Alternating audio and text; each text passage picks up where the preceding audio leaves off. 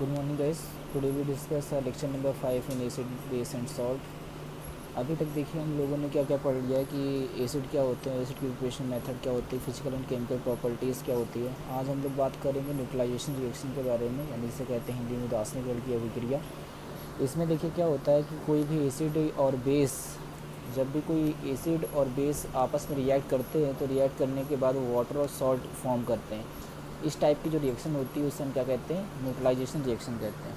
ठीक है, जैसे जैसे हमारा एसिड यानी अम्ल है, जैसे HCl हमने ले लिया, ठीक है, इसकी रिएक्शन हमने कराई बेस के साथ, लाइक NaOH के साथ में। तो यहाँ देखिए क्या होगा कि ये बना दिया हमारा, क्या वाटर बनाना है, तो ये क्या बन गया H2O, और क्या बन गया सॉल्ट, यानी क्या बन गया NaCl। तो ये जो आप रिएक्शन देख रहे हैं, इस रिएक्शन को हम क्या बोलते हैं, न्यूट्रलाइजेशन रिएक्शन कहते हैं। आपको हमेशा याद रखना है कि न्यूट्रलाइजेशन रिएक्शन क्या होगी कि when acid and base react to each other and form water and salt, that type of reaction is called neutralisation reaction. यानी अम्ल और क्षार की अभिक्रिया से जब जल और लवण का निर्माण हो तो ऐसी अभिक्रिया को उदासीनीकरण की अभिक्रिया कहते हैं।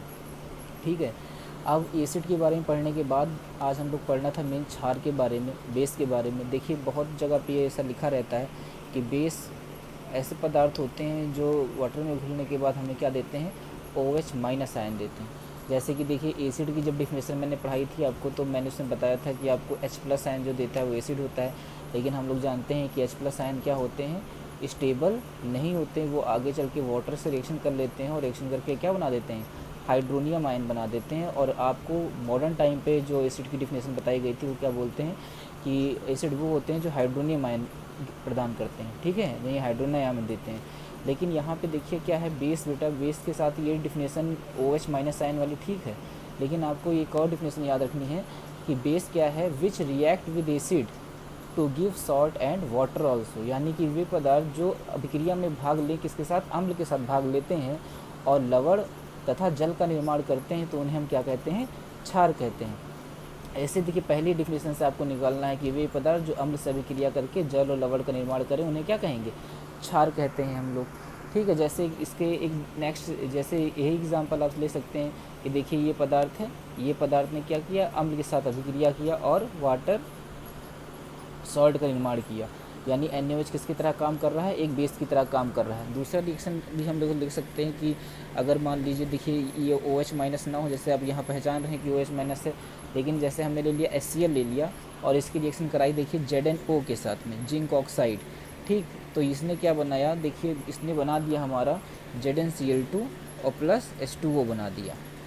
बात समझ में, क्या बना दिया, H2O बना दिया। जैसे यहाँ बैलेंस के लिए लगा देंगे दो। अब देखिए यहाँ पे क्या है, ये तो एसिड है लेकिन अब ये बेस है, लेकिन यहाँ पे आप देख रहे हैं कि यहाँ पे आपको OH माइनस आयन कहीं नहीं दिख रहा, लेकिन बन क्या रहा है, सॉल्ट बन रहा है और वाटर बन रहा है। लेकिन तो रिएक्शन में देखिए, इसीलिए डिफिनेशन बताया हूँ कि which react with acid to give salt and water. मतलब कि जब सॉल्ट और वाटर कोई बना रहा है एसिड से रिएक्शन करके, तो उसको हम क्या कहते हैं, बेस कहते हैं। यानी जिंक ऑक्साइड यहाँ बेस की तरह वर्क करेगा। ठीक है, आगे चल के जो बेस होते हैं वो दो तरह से हम लोग डिवाइड कर देते हैं, एक वाटर सोल्यूबल बेस और एक वाटर इनसोल्यूबल बेस, यानी जल में घुलनशील क्षार और जल में अम्लीय क्षार। तो इसमें देखिए दो कैटेगरी में डिवाइड किए दे रहा हूँ। जैसे कि जो जल में वाटर में सोल्यूबल बेस होंगे वो कौन कौन से होंगे, लाइक NaOH है, ठीक है, सोडियम ऑक्साइड है, Na2O है, KOH है, K2O है, और अमोनिया है। यानी अमोनिया जो वाटर से आगे रिएक्शन करके क्या बना देती है, अमोनियम हाइड्रोक्साइड बना देती है। ये सब क्या है, जल में घुलनशील क्षार है, क्योंकि ये बहुत जल्दी से क्या करते हैं, OH माइनस आयन दे देते हैं रिएक्शन में, इसीलिए वाटर में क्या है, घुलनशील हैं। और वाटर में इनसोल्यूबल जो होंगे वो देखिए, जैसे हमारा जिंक ऑक्साइड है, ठीक है, मैग्नीशियम ऑक्साइड है, मैग्नीशियम हाइड्रोक्साइड है, OH का होल 2, फेरिक ऑक्साइड हाइड्रोक्साइड है। ये सब हमारे जल में अम्लीय क्षार हैं, क्योंकि जल्दी ये क्या करते हैं, OH माइनस को डिनोट नहीं करते, यानी प्रोटॉन डिनोट नहीं कर, OH माइनस आयन नहीं डिनोट करते हैं, इसीलिए क्या है, वाटर में इनसोल्यूबल हैं और ये वाटर में क्या है, सोल्यूबल हैं। तो आप फिर से समझ लीजिए कि बेस क्या होता है कि which react with acid to give salt and water also. यानी वे पदार्थ जो अम्ल साथ अभिक्रिया करने के बाद लवण और जल का निर्माण करते हैं उन्हें हम क्या कहते हैं, क्षार कहते हैं।